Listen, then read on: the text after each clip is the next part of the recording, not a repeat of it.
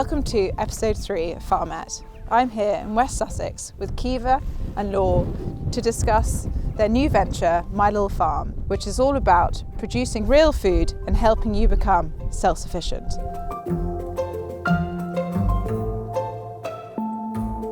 Laure and Keivor, how are you? Very good. Yeah, yes, thank surviving in this lovely weather. Wow, it's nice No, to have it's some amazing blue sky. Yeah, I know, makes bit a of a big difference. Yeah, massive change. So, could you give me a little bit of a background about you both and how you came to buy, this farm and start My Little Farm? Yeah, so I guess it probably starts, as a background. So I'm a nutritionist as a background and Keivor's a designer. And when COVID hit, I think both of us had a bit of a realization that, the world was probably not functioning the way we thought, and there was so much corruption, but then also just like such a lack of connection to the land and our food. And I think we just went through a massive period of 6 months of just like questioning everything. And we came to a conclusion that for us, the way forward was to essentially reconnect ourselves with the land and grow our own foods and connect with a community of like-minded people. So we started looking for lands without having ever grown anything before, having no experience in, I think was it the winter 2020? And then in November we found this piece of land and bought it, and then started growing in the spring of 2021, I think it was, that we started. And that was, we had no idea what we were doing, we were just learning. So did you pack up your lives in the city? Did you live in London, or where were you? So we lived in Brighton at the time, Okay. and we don't live on the land, so we were just commuting. Yeah. And then just like lots of like reading books and searching on YouTube how you grow vegetables and just trying to figure it out basically. Wow. So you literally were blind leading the blind. Yeah.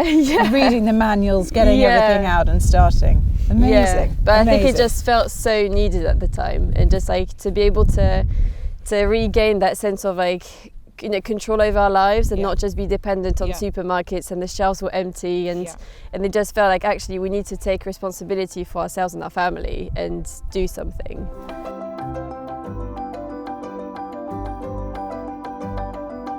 What inspired you to start the farming, and how has the initial vision moved from when you first got it to now? So as you know, we bought the land and we had no idea about farming, food, producing food, any of that. So it was connecting with the land and taking it quite slowly in terms of just beginning at a very small scale. And then we just started researching and finding people who were farming and producing food in different parts of the world that were using small-scale farming methods and using it effectively. Yeah. So there's like Jean-Martin Fortier, which is a sort of French-Canadian guy who set up I think only on 1.5 acres, a market garden, and developed a whole guide basically on how you can produce an abundance of vegetables On a very small area. So he was an initial inspiration, and another guy called Elliot Coleman. So it's essentially like using only hand tools and no big machinery. So no heavy ploughing of the land and tilling and planting with a tractor. Yeah. So Elliot Coleman, Richard Perkins, and even a couple up the road from here who run Ashurst Organics, Colette and Peter, were very instrumental at the start in terms of providing guidance and on how you can be producing food on a small scale. And so we just started learning and then trying to apply that ourselves. Yeah. And then as we continued, we began to connect with expert farmers who have experience, and started to realize that our place was not necessarily kind of doing the farming, but kind of understanding the need that people have to connect with the land, connect with the source of their food, and put farmers who have like a real passion and expertise and drive to be on the land producing food, and try and connect those two groups of people. Yeah. At the moment, they're very separate. You know, you buy your food from the supermarket and you don't really know the source of that food. But I think it's a growing want that people have to have a direct connection with the source of their food, to the land, to know it's fully trusted and there's no middlemen. And so we've been working on developing a model that connects people with their food and the land that it comes from.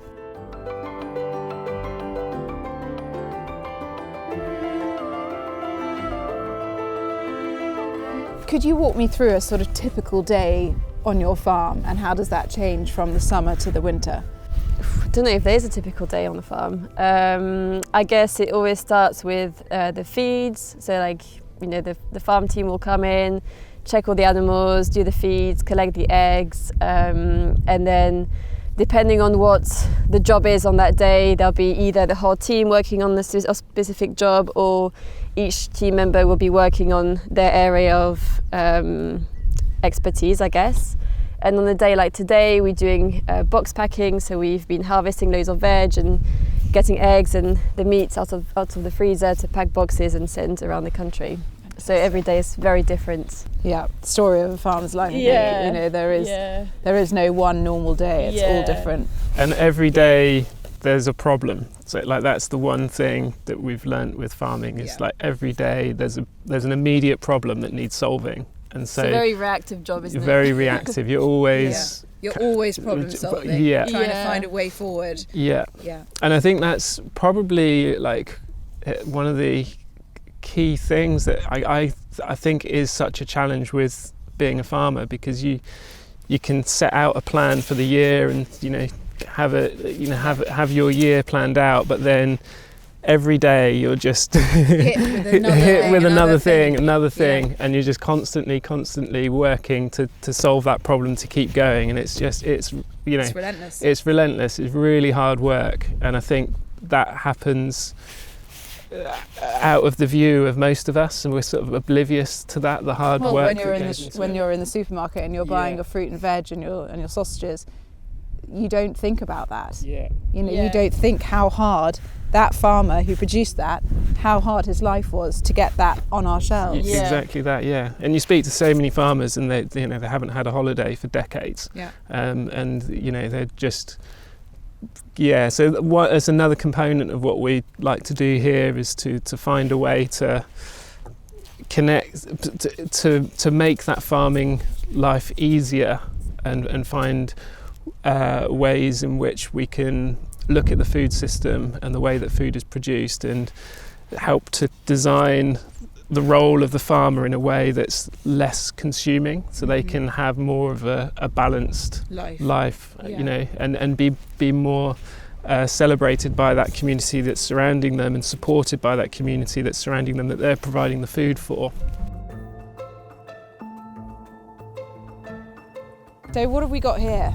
So this is our main vegetable production area. So we've got these are what's called no-dig vegetable beds. So you can't really see them at the moment because it's winter and we've had the pigs and the chickens on there. But in the productive months, it's essentially 20-meter long beds that are made with compost. So we just pile compost up and then plant the seedlings in there.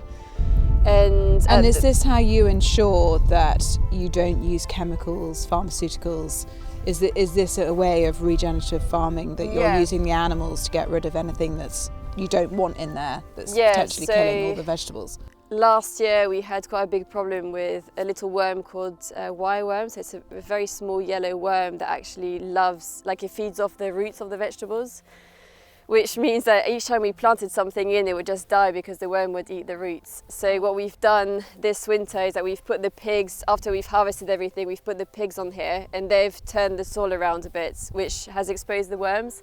And then we put the chickens on, and the chickens eat the worms. So clever, isn't it? Yeah. So then you can get rid of, pests like this without using any pesticides. Yeah, pesticides. Yeah. Brilliant.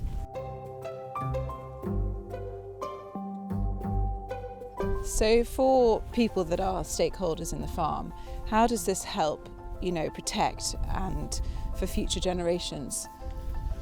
So early on, speaking to farmers, we realised that so many farmers are tenants, so they rent the land that they're farming. Yeah.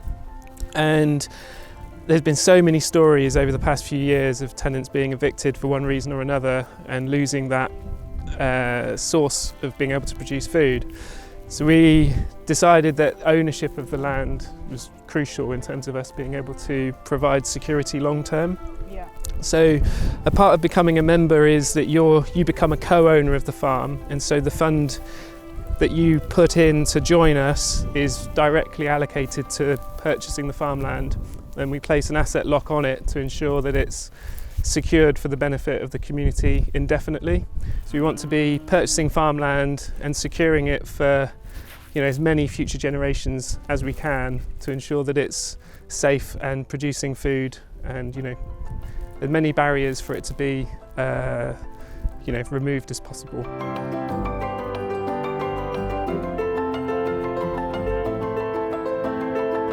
So we've got some moo cows, I see. Yeah, so we've got 2 Galloway cows, which are the brown curly ones, which are our beef cows. And then this little one is a Jersey, it's actually Jersey bull, who is from our dairy cow, dairy herds. Yeah. So, and how do you feel now about, you've got these beautiful cows and you're going to eat them? I know, it is so weird, and I don't really think you get used to it, or I haven't gotten used to it yet. Because I grew up not in the farming family, I think I was so disconnected to where my food was really coming from. And when you have animals and you know them personally and you see them growing up, it's still something that feels, I think it is such a reality of farming, but it still feels really strange and quite emotional at the same time. Totally. I think sometimes people, especially when you're buying things from a supermarket, that relationship, that feeling, you don't have that because you're like, oh well, it was just meat. It's just meat. Yeah. Whereas actually when you're rearing these animals, they become your children, really, don't they? Because they can't live without you. And you're slogging your guts out trying to keep them alive and keep them fed and growing well. And then you wave them off to the abattoir and you then get some burgers back. And it's the realities of life, isn't it? Yeah, and that's also why it feels so important to make sure that they have the best life possible and that it is completely stress-free all the way to the end point.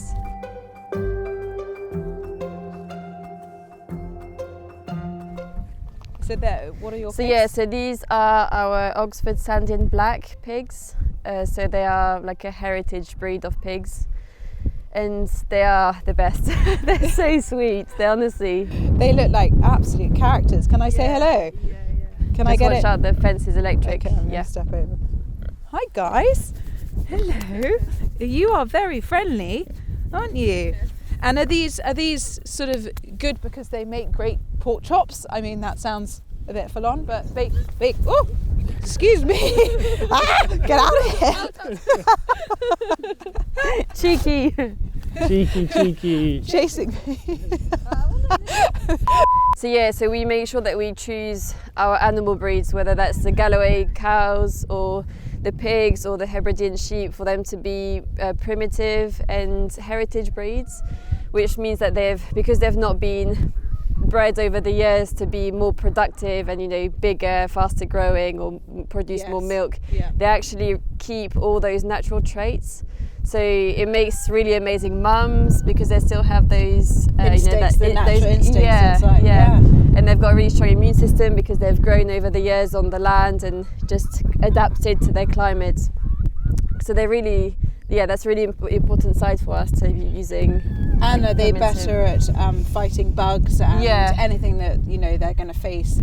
They're stronger. Yeah, so they've got a really good immune system, and because we don't want to be using any pharmaceuticals, so we make sure none of our animals are vaccinated, and we don't give them antibiotics. And because they are heritage breeds, they tend to not really need any remedies anyway, and they are just a lot more robust. Healthy, yeah. And with the new tax that the Labour government are putting in on farmers, I feel like in your situation, you're not just one farmer on this plot of land. You are 200, 300 farmers through your membership and your stakeholdings, the effects and the power that you guys would have, you know, if every farm had that support behind them and had that shared beliefs and the power that you can have against the government to say, actually, no, you know, in London there wouldn't have been 15,000 people, there'd be 500,000 people, you know, and I think it's all about the community and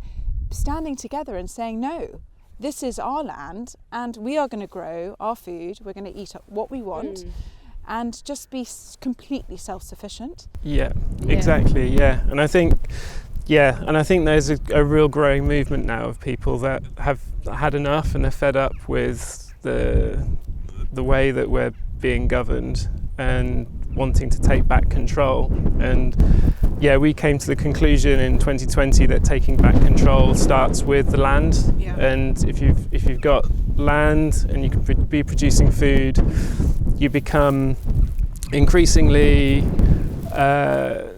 self-sustaining, and if you can then build a community around that are collectively coming together with those same values and objectives, all of that noise outside becomes increasingly irrelevant. It's also not just about the food. We have quite a lot of families who have decided to home educate their children, and so I think there's this whole kind of like movement about just like reclaiming sovereignty and taking responsibility for your life and reclaiming control. Totally. So would you say to any sort of budding farmers who are thinking about making the step that you guys have so brilliantly done, what would you say to them? It's tough, but it's worth it. I don't know. I don't know. It is hard. Like it's do the good days and does the positive outcomes outweigh the negatives? Yeah. We wouldn't be here otherwise. It's definitely, I think that our vision just like really fuels us and it really keeps us going through such difficult weeks and days and months. And I think just like imagining what the country could be, or, you know, how families could be living with these, you know, more of these projects around is just really. Well, I have to say, I take my hat off to you massively, and I really hope people watch this and think, do you know what, we can do this? Because I would love to have a farm and a community of 200 people that all get together, all want the same thing, all believe in the same thing. I think it would be amazing if we can fold that out throughout the country. Well, you're on the right track. So well done, guys. Yeah, thank you so much. It's so nice to meet you. And thanks for having us here today. Yeah, thank you so much for coming.